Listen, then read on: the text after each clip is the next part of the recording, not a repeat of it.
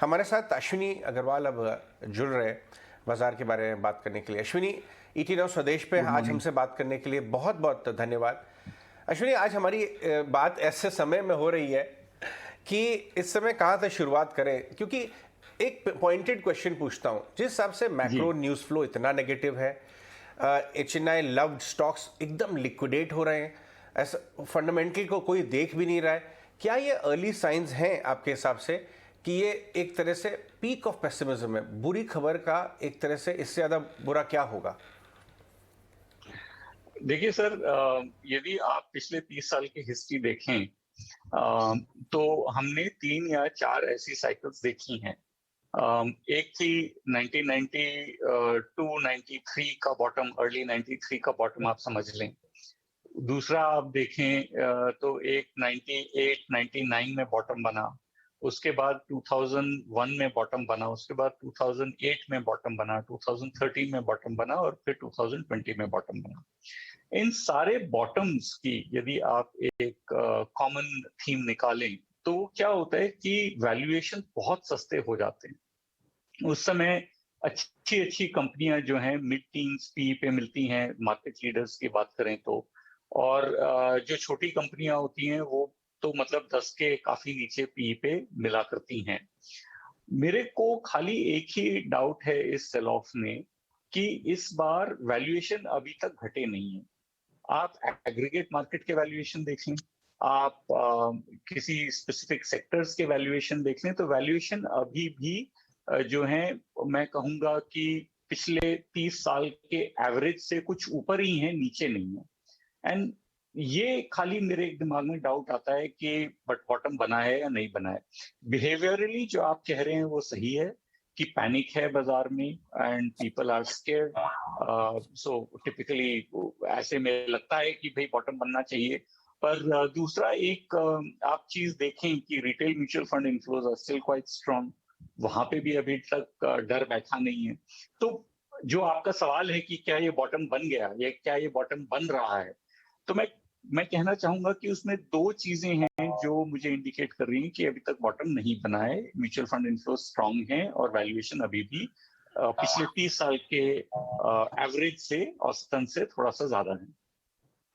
आपने बहुत सरलता से बताई कि दो इंडिकेटर अभी भी चिंताजनक हैं। एक तो म्यूचुअल फंड के एसआईपी के आंकड़े, वैसे 500-700 करोड़ नीचे आया था इस बार का मंथली एसआईपी का डेटा, टॉप बना के 12,500 के आसपास का।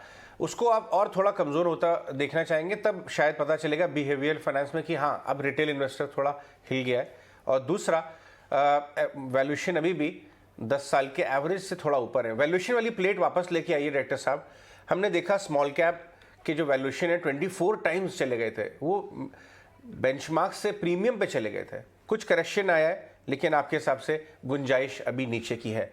अश्विनी, मैं आपको जानता हूं, आप जितना बाजार के टेक्निकल्स और इंडिकेटर्स की बात कर रहा हूं मैं, उनको नज़र से देखते हैं, उतने ही आप एक old school valuation matrix, management की कमेंट्री, नंबर्स, उस तरह के आप कॉन्फ्रेंसेस से, एक मैनेजमेंट मीट से दूसरे में जाते हुए मैंने आपको बहुत, एक एनालिस्ट का दिल है आपका अभी भी। तो कौन से ऐसे नाम हैं, कौन से ऐसे एरियाज हैं जहां पे आपने अपने नंबर्स करके रखे हैं, होमवर्क आपका तैयार है, यहां से 10-20% और ज़्यादा डाउनसाइड आता है कि आप उस तरह के स्टॉक्स को सेक्टर्स में अपने पोर्टफोलियो का पार्ट बनाना चाहेंगे? या तो आप स्टॉक के बारे में बात करें, और अगर नहीं कर पाए तो आप मुझे सेक्टर्स में कुछ इंडिकेट करें, कहाँ पे होमवर्क आपने कर रखा है। जी, मैं स्टॉक्स के बारे में तो नहीं कह सकता क्योंकि वो इंडिविजुअल रिकमेंडेशन हो जाती है। पर जहां हमारा इंटरेस्ट है इस वक्त और जहां हमको लगता है कि बिजनेस प्रॉस्पेक्ट्स अच्छे हैं और वैल्यूएशंस ठीक हैं लॉन्ग टर्म हिस्ट्री को देखते हुए, और अर्निंग्स भी पिटी हुई हैं तो अर्निंग्स अच्छी आ सकती हैं, तो पहला ये सेक्टर होगा बैंकिंग वाला। उसमें मैं कहना चाहूंगा कि फ्रंटलाइन प्राइवेट सेक्टर बैंक्स जो हैं, उनकी बैलेंस शीट्स बहुत अच्छी कंडीशन में है और जैसे इंटरेस्ट रेट्स बढ़ते हैं बैंक्स को फायदा होता है। सो आई थिंक फ्रंटलाइन बैंक्स जहां सम स्टॉक्स हैव डन वेल, कुछ अच्छे कर चुके हैं, पर कुछ ऐसे स्टॉक्स हैं जो अभी भी पूरी तरीके से पार्टिसिपेट नहीं कर पाए हैं, तो वहां अपॉर्चुनिटी दिख सकती है। दूसरा एरिया मैं कहना चाहूंगा कि ऑटोमोबाइल्स में, क्योंकि आप देखें तो पिछले 4 साल से 4 साढ़े 4 साल से ऑटोमोबाइल सेल्स थोड़ी बिलो ट्रेंड चल रही हैं। उसमें आप ट्रक देख लें, आप टू व्हीलर देख लें, आप गाड़ियां देख लें, सब में वही हिसाब है। और पिछले 2 साल में तो लॉकडाउन के वक्त लोगों ने गाड़ियां खरीदी नहीं, और जैसे जैसे बाजार खुल रहा है अभी लोगों को फिर से गाड़ियां लेने का रुझान है, क्योंकि जो व्हीकल्स हैं वो अभी पहले शायद 5 साल में रिप्लेस कर देते होंगे या 7 साल में कर देते होंगे, वो 2-2 साल से और खिंच गए, तो पुराने लग रहे हैं and travelling needs have come back. तो मेरे को लगता है कि यहाँ पे एक आपको डेफिनेटली अपसाइड मिलेगी। उसमें 2 और कारण मैं आपके साथ शेयर कर सकता हूँ। एक तो कि जो शॉर्टेज रही सेमीकंडक्टर्स की पिछले 1-1.5 साल में, वो हमें लगता है कि अगले 2-3 क्वार्टर में खत्म हो जाएगी। और दूसरी चीज, सारी ऑटोमोबाइल कंपनीज ने अपने भाव बढ़ा दिए हैं, तो जो स्टील वगैरह का भाव उनके मार्जिन को प्रेशर कर रहा था, वो अभी आगे जाके मुझे लगता है कि उतनी तकलीफ नहीं रहेगी, स्टील के भाव भी गिरेंगे, और मेरे को लगता है कि जो उन्होंने प्राइस इंक्रीजेस लिए हैं उससे मार्जिन भी इनका रिवर्ट होगा। तो ये 2 एरियाज तो डेफिनेटली मैं कहूंगा कि इन्वेस्टर्स को देखने चाहिए जहां अपॉर्चुनिटी मिल सकती है। Right. Morning, Ashwini. Pleasure to have you on Swadesh. Priyanka here. एक भी आपसे और समझना चाहेंगे, क्योंकि बाजार में आपने अभी जैसे कहा कि अभी बॉटम बन गया है या नहीं ये कहना मुश्किल है, लेकिन जिस तरह का पैनिक सेलिंग अब आप मिड कैप और स्मॉल कैप स्पेस में देख रहे हैं, पहले अच्छे खासे आपने फाइनेंशियल्स में starting from October November FPI से वहाँ एफआई और एफपीआई से अच्छी खासी सेलिंग की, सेक्टरली हम देख रहे हैं कि सेल ऑफ देखने को मिल रहा है। पहले फाइनेंशियल्स हुए, फिर टेक्नोलॉजी हुए, और अब आप लार्ज कैप्स की तो इंडेक्स जब नीचे आ गया, लार्ज कैप की तो अच्छी खासी पिटाई हुई है। अब मिड कैप और स्मॉल कैप में भी जिस तरह का राउट देखने को मिल रहा है, आपको नहीं लगता कि अब शायद we are very close to getting attractive now, या फिर अभी भी समय है? प्रियंका जी देखिए, जैसे मैंने शुरू में कहा कि वैल्यूएशन यदि मैं देखूं, इंडिविजुअल स्टॉक्स के आप देख लें, या आप बाजार के देख लें, या आप मिड कैप सेक्टर या स्मॉल कैप सेक्टर के देख लें, या आप निफ्टी के देख लें, मेरा ऐसा मानना है और ऐसा मेरा एक्सपीरियंस रहा है कि यदि आप 30 साल का वैल्यूएशन निकालें, जैसे आप तो 10 साल के चार्ट की बात कर रहे थे वैल्यूएशन चार्ट की, मैं तो कहता हूं कि आप 30 साल का निकालिए। 30 साल के चार्ट्स के एवरेज से बाजार आज भी ऊपर है, एंड मेरे हिसाब में बॉटम नहीं बनते जब तक कि वैल्यूएशन एवरेज से नीचे ना चले जाएं। अभी मैं गलत हो सकता हूं, ऐसा नहीं है कि I have the right to be right all the time, वो जरूरी नहीं है। और कई दफा ऐसा हुआ है कि करेक्शंस, माइल्ड करेक्शंस आई हैं, और माइल्ड करेक्शंस एवरेज के ऊपर से टर्न हो गई हैं, तो हो सकता है कि मैं गलत हो जाऊं, पर मुझे एक ये डाउट आता है।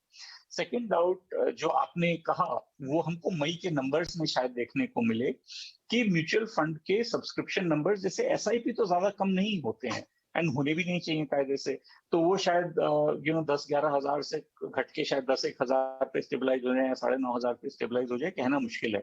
पर उसके ऊपर का जो फ्लो है वो पॉजिटिव से या नेगेटिव जाए, तो हम फिर कॉन्फिडेंस के साथ कह सकते हैं कि हाँ, अभी जो है इन्वेस्टर का सेंटिमेंट पूरी तरह हिल चुका है, जो अभी तक नहीं हुआ है। तीसरा आंकड़ा आप देखें, जो मैंने शुरू में बात नहीं कही, कि आप यदि 1 ईयर रोलिंग रिटर्न्स देखें, 1 साल के रिटर्न्स अभी भी पॉजिटिव हैं। एंड जनरली मैंने देखा है कि यदि ये बेयर मार्केट है, यदि हम माने कि ये बेयर मार्केट है, because the kind of fundamental flux that we are in, मेरे को लगता है कि ये बेयर मार्केट कायदे से होना चाहिए, तो उसमें मुझे वो एक और इंडिकेटर है जहां जिसको मैं देखना चाहूंगा कि वो बॉटम आउट हुआ है कि नहीं, अभी मुझे नहीं लगता।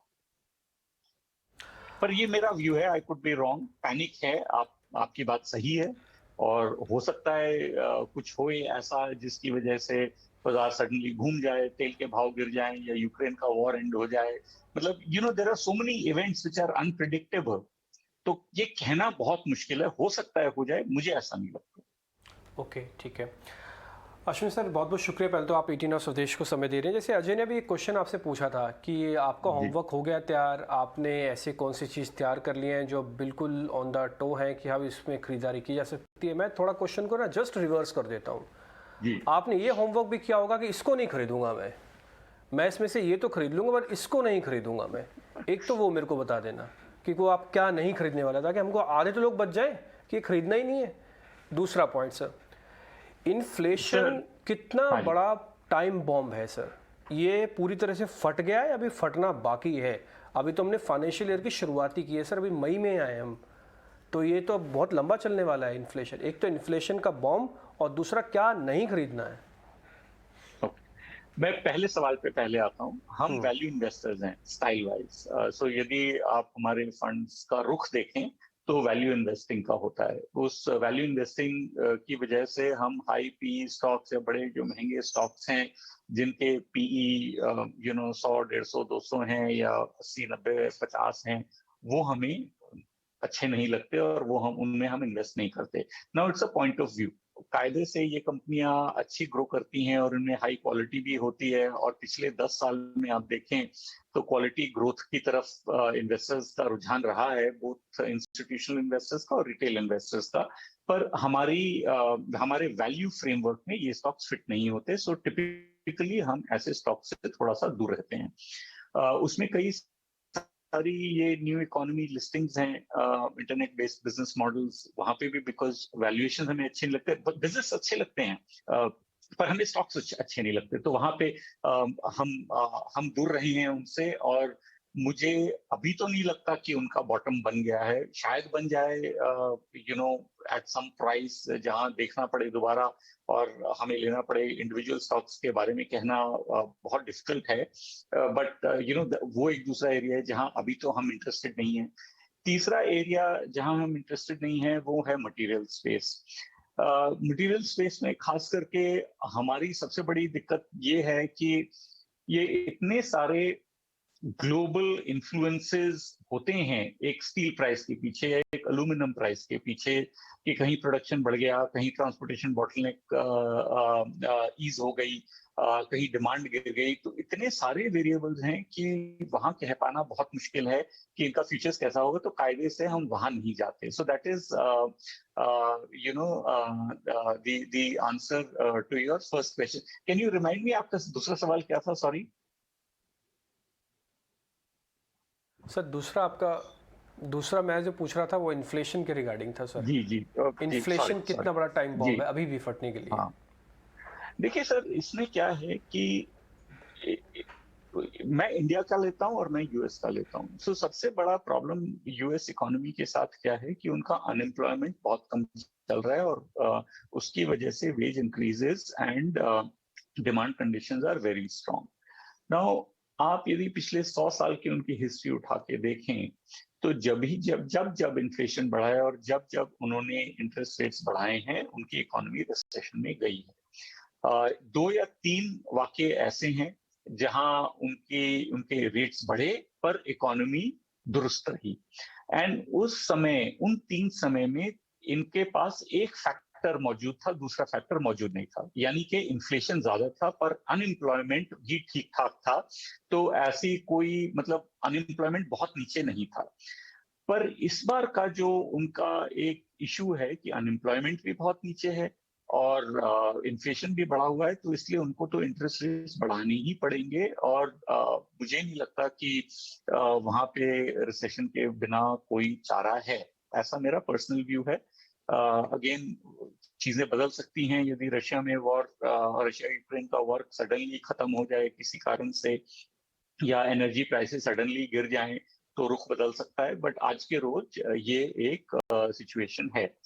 उसका फॉलो थ्रू यदि हम इंडिया में देखें तो इंडिया में सबसे बड़ी 2-3 प्रॉब्लम्स हैं। एक तो एनर्जी प्राइसेस हैं जो इन्फ्लेशन को बढ़ा रहे हैं, दूसरे हैं फूड प्राइसेस जो एक ग्लोबल इन्फ्लेशन है, और तीसरा है कि कमोडिटी के प्राइसेस जो यूएस डॉलर से लिंक्ड हैं। यदि यूएस अपने इंटरेस्ट रेट्स बढ़ाता है तो वाजिब बात है कि डॉलर के दाम बढ़ेंगे, यदि डॉलर के दाम बढ़ेंगे तो इंपोर्टेड प्रोडक्ट्स की इन्फ्लेशन रहेगी। फूड प्रोडक्ट्स में आपने पेपर्स में पढ़ा होगा कि 2 दिन पहले टर्की ने कहा कि 50,000 टन वो इंडिया से गेहूं इंपोर्ट करेंगे, जो मैंने तो मतलब पिछले 30 साल में कभी ऐसा पढ़ा नहीं कि हम वीट एक्सपोर्ट कर पा रहे हैं अच्छी तादाद में, या शुगर तो बीच बाच में होता रहता है, बट वीट का तो कभी नहीं सुना है। तो ये इन्फ्लेशन तो एक इशू है और जो रहेगा। एंड इसमें मतलब हमको हमारे पास कितने उपाय हैं ये तय करना थोड़ा सा मुश्किल है। ऑफ कोर्स यदि सरकार डेफिसिट स्पेंडिंग बढ़ा के भाव को कंट्रोल करती है और सारा नुकसान खुद भरती है तो फिर डेफिसिट फंडिंग बढ़ जाएगी। इस साल सरकार को 11 लाख करोड़ वैसे ही बोरो करना है, तो यदि उनको और बोरो करना पड़ेगा तो फिर इंटरेस्ट रेट बढ़ेंगे। तो I think to answer your question, I think the problem is now in front and centre, जिसको हम बोलते हैं कि हम सब अवेयर हैं और ये प्रॉब्लम यहाँ से धीरे धीरे कम होगी। पर जो जिस चीज से हम डर रहे हैं आज, वो अभी फ्रंट एंड सेंटर पे है, वो कम नहीं हो रही है, पर कम होएगी इतना मेरा विश्वास है। Because I think the central banks will step in very strongly and do what is necessary. उसमें खाली मेरी एक होप है कि central bankers across the world, शायद अमेरिका में हो या कहीं और हो या हिंदुस्तान में हो, वो स्लो ग्रोथ से डर ना जाए। और यदि वो डर गए और उन्होंने रेट्स बढ़ाने बंद कर दिए तो ये प्रॉब्लम और बिगड़ेगी। तो वो एक रिस्क है इसमें, और मेरी होप यही है कि लोग इस इन्फ्लेशन के एनिमल को मार पाएं और रुके ना बीच में। राइट अश्विनी, बहुत बहुत धन्यवाद आज हमसे बात करने के लिए और अपनी बातों को एकदम सरलता से समझाने के लिए। आपने दो बातें बहुत अच्छी बोली कि मार्केट वैल्यूएशंस अभी भी अपने 30 ईयर ट्रेंड के ऊपर हैं। जब तक वहां से नीचे नहीं आते, एक वो इंडिकेटर आप देखेंगे मार्केट बॉटम का, और दूसरा थोड़े रिटेल सेंटिमेंट भी आपको बहुत स्ट्रांग नजर आ रहा है, वो भी थोड़ा शेकिन होना चाहिए, शायद रिवर्सल भी होना चाहिए, तब एकदम सटीक सेंस मिलेगा कि बाजार बॉटम हो गया है। इस समय